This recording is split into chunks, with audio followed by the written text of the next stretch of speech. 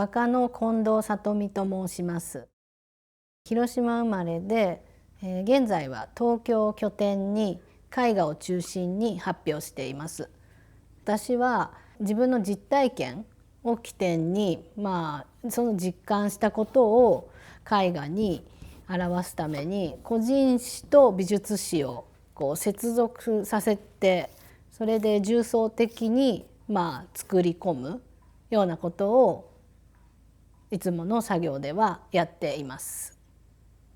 この作品は「シャドーバン」というタイトルの私たちの第二次世代ヤマンバの化粧の作品を描いてるんですけど、このポーズは第一次世代のブリテリさんという、ヤマンバの神様みたいな教祖がいて、でその方の、1999年のエッグの表紙になってるブリテリさんがシャウトしてるようなポーズを、それを踏襲して、敬意を表して第二次世代として同じポーズでまずはオマージュ作品を作るのが、美術的に手続きが必要だと思って、同じポーズで先代への敬意を表した作品なんですけど、タイトルが「シャドーバン」っていうのが、この作品をまず書いてる時に発表の前に SNS に上げた時に、SNS 上でどなたかが「シャドーバン」この作品を自分のリポストして上げてたらシャドーバンされてたって言われて書いてあって、シャドーバンっていうのはコンプライアンス的な不適切であるみたいなことでバンされたっていうのが書いてあって、ヤマンバはシャドーバンされるんだっていうのがあまりにも私も斬新で、自分たちがバンされる存在なのかっていうのも一つ作品になるなとも思って、現代を表すようなそういった現象なので、シャドーバンっていうタイトルにして、その鑑賞者がこれをどう見るか、バンするのかこの作品に対してバンされるような対象なのかっていう美意識を、現代の美意識も探りたいなと思って、でタイトルはそれにしました。これです。やっぱり最初の神様伝説でした。他の子たちも多分もう軒並みブリテリさんが神様っていう共通認識でした。第二次世代の子は、この元祖のこの化粧を発明したのもこの方、ブリテリさんがゴングロ三兄弟 with you っていうユニットだったんですけど、その方々だったんで、その象徴的な方です。第一次世代の時にはそういった美容院の技術的にもまだまだ発展途上なとこもあって、ただのブリーチしただけの髪の方が多分多かったんですけど、第二次世代になるとカラー剤とエクステンションも技術が発達していくので、こういった編み込んだエクステンション、この編み込みとかスパイラルのエクステとか、これはハイビスカスの花のエクステっていうのも第二次世代からなので、これあたりは第一次にはないものを記号として入れてます。やっぱりその世代からのアレンジして、私たちの世代も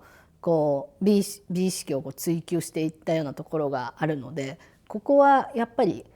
明確に違いを出したいっていうのが中の人たちにだけ共有されてるような記号性、その第一次世代と第二次世代の方が見たら第二次世代の子だって分かるんですけど、なかなか分かられないっていうところも結構面白いなと思って、私はここのその記号っていうものにこだわっているんですけど、例えばこういう髪の生え際を黒を残すとかも、ヤマンバの子たちってちゃんと地毛を染めるっていうのが大事なことだったんですけど、地毛を染めてるっていうことが分かるように、例えばウィッグじゃなくて地毛を染めてるから覚悟があるみたいなことで、なんかそこまで不可逆性の行為であるっていうのが大事だったので、あえてこの黒の生え際を残してる方がちょっとかっこいいじゃないけど、そういうここを見たら本当に染めてる子だみたいなのが分かる記号とかをこうちょっとずつ隠して入れ込んでる。なんかそれをこう読み解いて、後世が今後読み解いていけるような記号を入れるっていうのが、今私が施してることです。この作品自体が夏のホラーな展覧会に出したものだったので、だからホラーの要素、怖いものっていうものを要求されてたので、それに合わせてシャドーバンっていうのも怖いものとみなされたよっていうことを私はちょっと自虐的ですけど、これも怖いものとして提出するなら、もう少し演出として髪の毛をやっぱり一本一本描くっていうのが、髪の毛の怖さっていうのはもう必要に描くっていうことでホラー要素が出てくるので、もうここはもう絶対手を抜けないなっていうところで、もうかなり緻密に描いてます。ここと、あとはヤマンバの地毛を染めた傷んでるっていう質感を出すために、もう髪の毛が途中で脱色してるのでちぎれてるっていう質感とか、そういったものも、当時の子たちもこういう髪質だったなみたいなことが見たら分かるんですけど、こういうディティールにすごくこだわって、まずはここは頑張ってそうですね描いてます。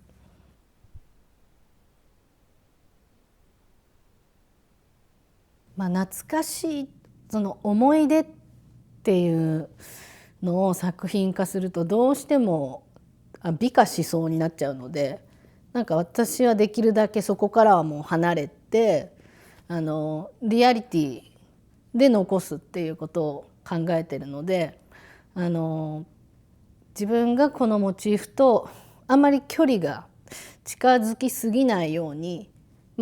作品化する時にこのシリーズに着手するのも10年以上ちょっと時間をかけてて、やっぱりまだまだ当事者として作品化できないぐらい大事な思い出でもあったので、そこからだんだん距離を客観的に、これは何だったんだろうこの現象はっていうので相対的に話ができるようになってきてから、やっと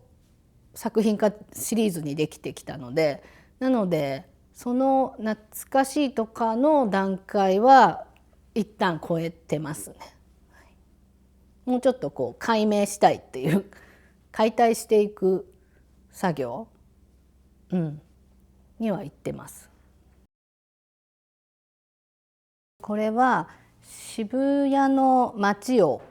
描かなければいけないっていうのをとある人に言われて、私が目指してた渋谷のセンター街のポールがあるんですけど、この街っていうのの象徴のポールを目指してみんな上京してくる山んばたちが多かったので、ここに非常に意識がある絵なんですけど、人によっては全くこの、ファサードというんですかね、あんまり意識はないと思うんですけど、渋谷の子たちから見た記号としてすごく重要な鳥居みたいなものだったので、それをまず描きたいっていうのと、やっぱり街の記憶ごと残すっていうのを、渋谷の山んば自体だけを描くんじゃなくて、渋谷っていう街が、山んばと一緒に滅びた感覚があったので、街の記憶ごと残さなければ、再開発が始まる手前でこういった実際に今はないもの、当時はあったもの、三千里薬品とか、桜屋とか、こういった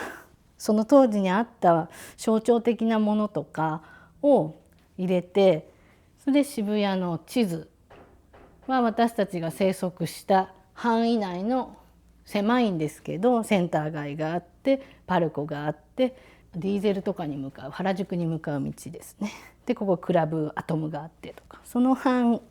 囲を載せて区切った仕切りの中をキュビスムみたいな手法で、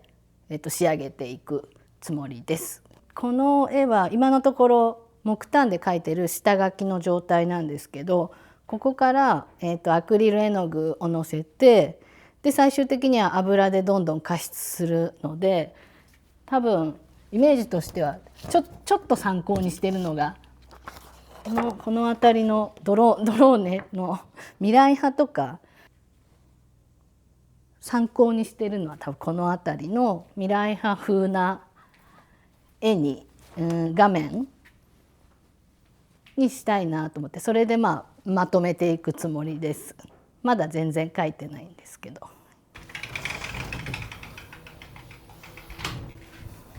こんな感じでセンター街の地面ここがモザイクタイルがあってでセンター街に寝転んだりなんかビーチのように使ってたので渋谷のセンター街って私たちにとってのビーチのように隙間を見つけてそこに座ってるとかそういうリアルにあった情景を思い出しながら、記憶をロードしながら描いていくって感じです。これは、私たちは109を目指すというよりもこのセンター街のポールの入り口を目指す感じがあったのでこっちの方が強くしてるんですけど渋谷としてはやっぱり109がこうメッカだったというかそこがちなみに渋谷の109は戦後闇市で、地下で古着が売られてそこからギャル文化っていうのが発生してそれで109にギャルがサーファーたちが集まるようになったっていう、始まりの場所でもある。この階段が丸9の階段です。109の丸9があったらここにある階段なんです。でみんなここに座ってこう下を歩く人を眺めててそういう思い出があるのは丸9の中よりも階段の方が私たちは記憶にあるというか路上にいた一族なので路上で人間観察をしてたのでそれで私たちが一斉に滅びるって自分たちでも言ってたんですけど、絶滅するとか言ってたりで滅びる時に渋谷の街も終わったねってみんなで言ってたので渋谷の街っていうものが同時にこう私たちを拒否しているような感覚があってもう街に拒絶されてるっていう感覚もありで渋谷はどんどん自分たちの街ではなくなっていく感じでそれで渋谷には行かなくなっても街ごと変えたというか渋谷から去っていったっていうのが記憶があるのでじゃあやっぱりちゃんと、絵画で残すならそういう街の記憶ごと描けるっていうメディアでもあるし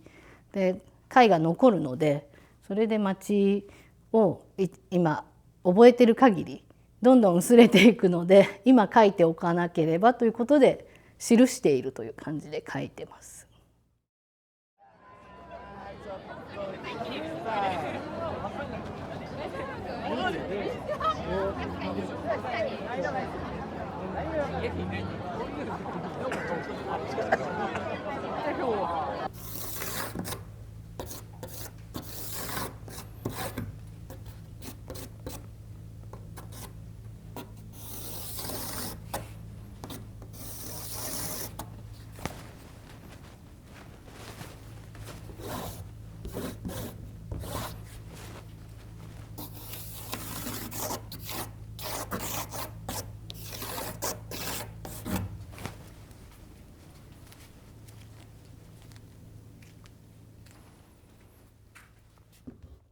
家庭環境は非常に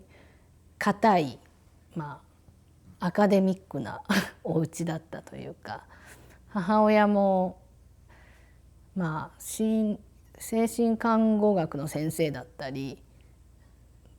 姉もその職業を継いで先生になったり、非常にお堅いところで育って、私も小さい頃はおとなしい主張のしないタイプの子供でした。家族は8人ぐらいいたんですけど、8人か、ひいじいさん、ひいばあさん、おじいちゃん、おばあちゃん、お母さん、お父さん、私、姉なので、なんかすごくたくさんの大人がいて、その中でなんか私はなんかどういう立ち位置なんだろうみたいなのを、なんかいろんな世代の話を聞くことができてた、まあ恵まれてた環境にあったと思いますけど、結構その姉がしっかりしてた学級委員タイプの人だったので、私はそこに隠れて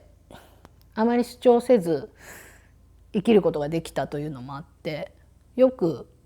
庭に私は穴を掘ってたらしくて、すごく深い穴を掘る子供だったんですけど、隠れてました。掘ってその中に入って落ち着くというか、穴の中にいて、それで見つけてほしいっていうのじゃなくて、とにかく深い自分が入るサイズの穴を掘ることに非常に熱心に取り組む子供でした。小学生に入ってからはなんかどうやら絵がうまいらしいっていうことになんか気づいて、それでもうクラスの中では田舎だったんですけど、一番うまい人みたいになってて、それで小学2年生の文集にはもう画家になりたいですっていうのは書いてましたね。私はうまい方なんだっていうことと、ライバル的な子がいたので、その子に負けたくないっていうのもあって、もうすでにこう競ってる感じで、図工の時とかでもいかに斬新なアイデアであの子よりも面白いものが作れるかみたいなことを、あと大人っていうのはこういう絵を評価するんだなとか、なんか大人を分析するのとか好きなタイプでした。なんか子供っぽい絵がウケるんだとか、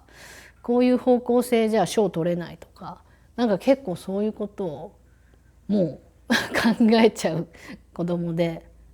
それは多分たくさんの家族が多かったので、その中でなんか食卓の中で自分はどういう立ち位置かみたいなことを考えざるを得ないようなとこがあって、それがなんか自分の根幹にあるのかもしれない。私が中学生の時に文通してた他校の子がいて、私は第3中学校で府中市の、それでその子は府中市の第1中学校で、1中3中で、私は3中の絵の上手い人代表で、それで1中の絵の上手い子代表の子とこうバッティングさせられたというか、文通してよみたいな感じで周りから言われて、それでなるほど、こう上手い者同士でてっぺんを取り合うってことねと思って、それで絵を送り合うっていう文通をしてたんですね。それが中学1年生ぐらいからしてて、その1中の子っていうのはやっぱりちょっと3中より都会で、3中のがちょっと田舎なので都っぽい子たちがもう多くて、で混ぜてる感じで、その1中の子がだんだんギャルになっていったんですよね。絵を描いてた子が、プリクラも交換してるから、だんだんプリクラの中でギャル化していく、なんかだんだん変わってきたなとか分かってきて、でその子が、ギャルになっていくうちに、これってなんか東京で流行ってる、ギャルだとか、あれになってるんだっていうことはなんとなく分かってきて、そして私はなんかそれをこう見ながら、やっぱりギャルになっちゃったら絵を描かなくなってきて、文通がこう自然消滅しちゃったんですけどね。最初に認識したその子、ギャルっていうのは多分その子が一番最初に認識して、それがだんだんギャルになって絵を描かなくなっていった消滅した文通の記憶ですかね。それが私のなんか根っこにはこうギャルっていうものを初めて認識して、それでだんだんヤマンバになるっていうのを考えた時にそこがあるかもしれないです。まあ広島で、私は結構厳しい高校に行ってたんですけど、そこで絵もうまいしもう美大に行けみたいな先生に言われてたんですけど、なんとなくその時代の管理教育的なこう厳しさがあって、私がやりたい格好とかこう先生とのこう攻防戦で常になんか一人でもみたいにこう戦ってたタイプになってたので、高校時代のその美大に行けっていうのは先生が言うってことは美大は間違っているって捉えちゃって、この先生は大人が言うことが間違っていると思ってるタイプだったので、そこで美大の選択肢じゃなくて東京に絶対に行きたいと思って、その東京でヤマンバになりたいってもうそこでは決めてたので、どうにかして行くために美容系の専門学校を受けて、それで渋谷に、18歳で乗り込みました。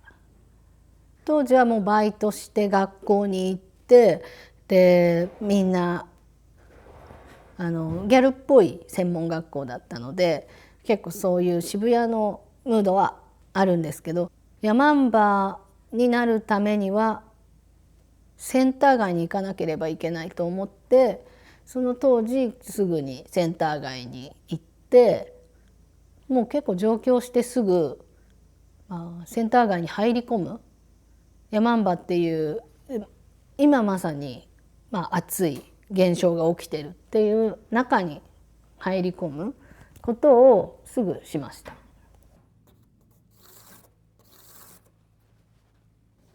その中に入ろうとしても結構こう少数例の40人ぐらい多分いたと思うんですけど、ヤマンバたちがこうグループを作って複数のユニットとかもある、その中みたいなものってマップみたいなものもあったり、その中に入らないとわからないんですけど、入るっていうのが強めな子が選ばれるみたいなとこはあって、センター街に座ってる時に私がすっごく大きいこうハイビスカスをつけてて、なんかそれに目をつけたなんかスカウトマン的な先輩ヤマンバが「それどこで買ったの?」って声かけてきて、それでなんか便所のインテリアで100均で売ってるよって答えたんですけど、それがすごく合格だとか言って、この子伸びるねみたいなことになって、多分それは受かったんでしょうけどそういうやり取りの中でなんか伸びそうみたいな子が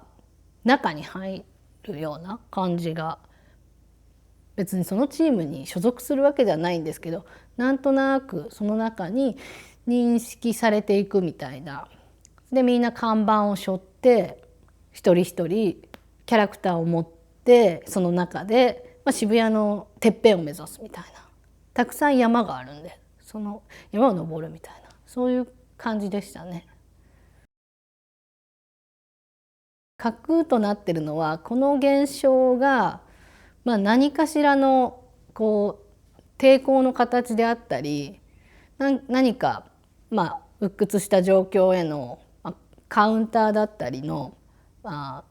それの中で自分の道を追求するみたいな、人目を伺いすぎずに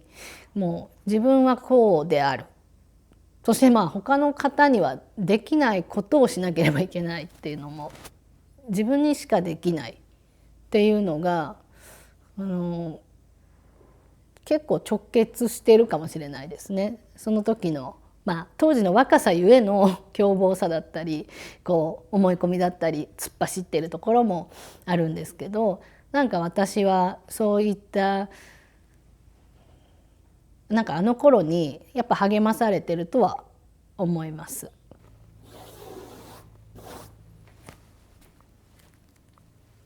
まだこれがシリーズとしては2023年に始めたばっかりなので、もうこのモチーフでもっともっと、ヤマンバを起点にして結構いろんな方向に掘り下げることができるモチーフだったので、それこそやっぱり女性主体の運動であったし、女性とはこうあるべきみたいな規範からここまで逸脱したファッションというよりも表現に近いようなことが起こってたっていうのは、今の鬱屈したジェンダーのね状況を見てても、性別を超えようとしてたっていう存在があったとかも含めて、今問いとして、これは男性にあえて受けないようにメイクダウンしてたっていう人たちすごく奇妙なので、この現象をまだまだそういった問題意識とかにもつなげながらこれからもっとやりたいので、あとはそうですね、やっぱ仮面も作りたいですし、木彫りも挑戦したいかなとか。仮面そのものも、やっぱりアフリカの仮面をも踏襲してたっ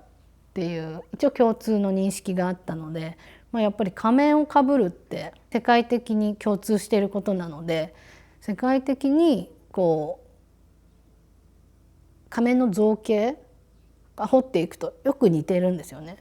それを美意識として取り入れてたファッションなので、一度やっぱりその尊敬があってそれを取り入れてたので、一度やっぱり仮面は作りたいのと、仮面をかぶるってなぜ人間は仮面をかぶるのだろうかとか考えると、心理学と分かちがたいテーマなんですけど、そのあたり、演劇性だったりそういうことにもつながるので、そうですね、海外の方が見た時にギャルって文脈は理解できなくてもそういった日本の特殊性みたいなものを一撃で伝えるようなものだったり、日本っていう私結構多分この国でできる表現ってなんだろうって結構こだわって作ってきてるので、日本の特殊性は中からだと見えないですけど、多分外から見たりこうやって研究してたら、やっぱり